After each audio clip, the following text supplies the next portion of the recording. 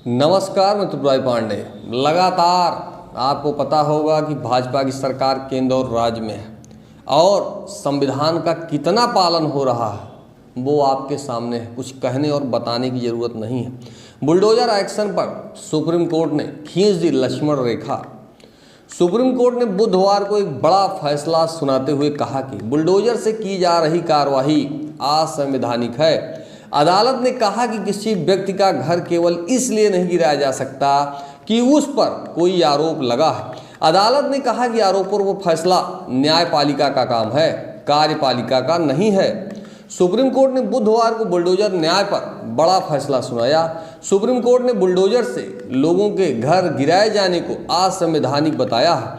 अदालत ने कहा कि यदि कार्यपालिका किसी व्यक्ति का मकान केवल इस आधार पर गिरा देती है कि वह अभियुक्त है तो यह कानून के शासन का उल्लंघन है।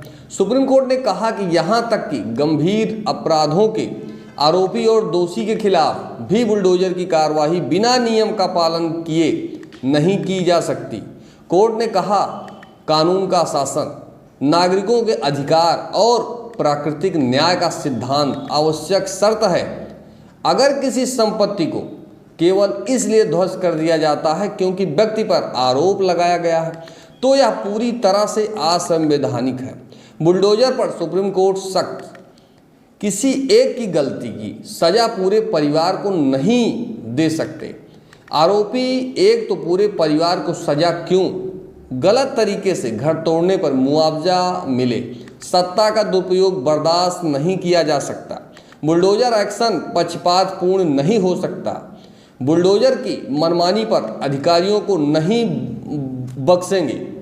घर तोड़ने की हालत में संबंधित पक्ष को समय मिले किसी अपराध की सजा देने अदालत का काम है। बिना फैसले के किसी को भी दोषी न माना जाए।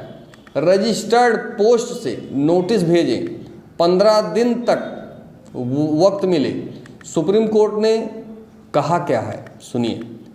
सुप्रीम कोर्ट के BR गवई और जस्टिस KB विश्वनाथन के पीठ ने सुनाया फैसला। अपने फैसले में जस्टिस गवई ने कहा कि किसी का घर उसकी उम्मीद होती है। हर किसी का सपना होता है कि उसका आश्रय कभी न छीने। हर आदमी की उम्मीद होती है कि उसके पास आश्रय हो। हमारे सामने सवाल यह है कि क्या कार्यपालिका किसी ऐसे व्यक्ति का आश्रय छीन सकती है जिस पर अपराध का आरोप है। अदालत ने कहा कि किसी आरोपी का घर सिर्फ इसलिए नहीं गिराया जा सकता क्योंकि उस पर किसी अपराध का आरोप है। उन्होंने कहा कि आरोपों पर सच्चाई का फैसला सिर्फ न्यायपालिका का ही काम है। अदालत ने कहा कि कानून का शासन लोकतांत्रिक शासन का मूल आधार है। यह मुद्दा आपराधिक न्याय प्रणाली में निष्पक्षता से संबंधित है। यह अनिवार्य करता है कि कानून प्रक्रिया को अभियुक्त के अपराध के बारे में पूर्वाग्रह से ग्रसित नहीं होना चाहिए। कोर्ट ने कहा कि ये राज्य सरकार की जिम्मेदारी है कि वो राज्य में कानून व्यवस्था बनाए रखे। राज्य के मनमानी पर लगाई रोक। अदालत ने कहा कि सभी पक्षों सुनने के बाद ही हम आदेश जारी कर रहे हैं। अदालत ने कहा कि हमने संविधान के तहत गारंटीकृत अधिकारियों पर विचार किया है। यह व्यक्तियों को राज्य की मनमानी कार्रवाई से सुरक्षा प्रदान करते हैं। अदालत ने कहा कि सत्ता के मनमाने प्रयोग की इजाज़त नहीं दी जा सकती है। इसके साथ ही सुप्रीम कोर्ट ने बुलडोजर से हो रही कार्रवाई को लेकर अपनी गाइडलाइन जारी की है।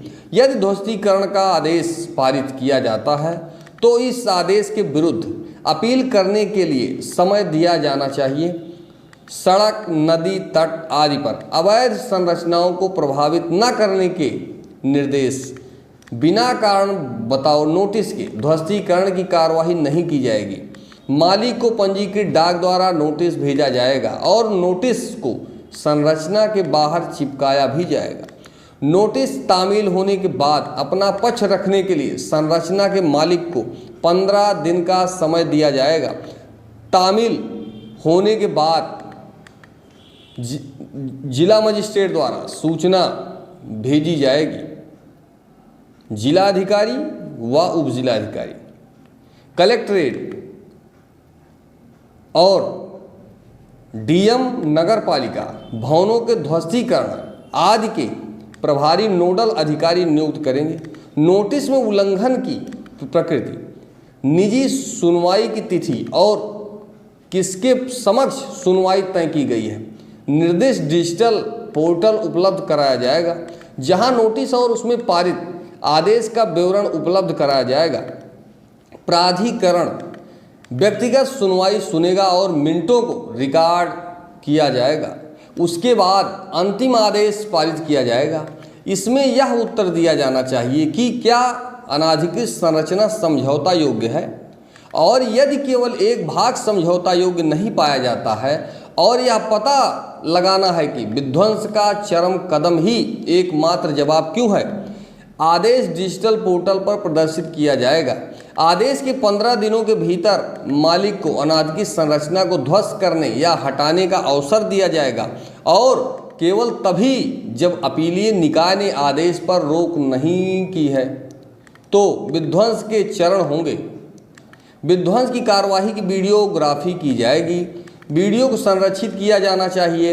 उक्त विध्वंस रिपोर्ट नगर आयुक्त को भेजी जानी चाहिए। सभी निर्देशों का पालन किया जाना चाहिए।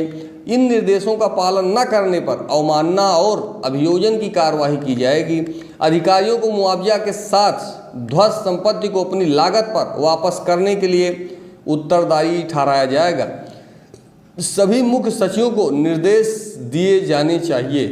देखेंगे रिपोर्ट।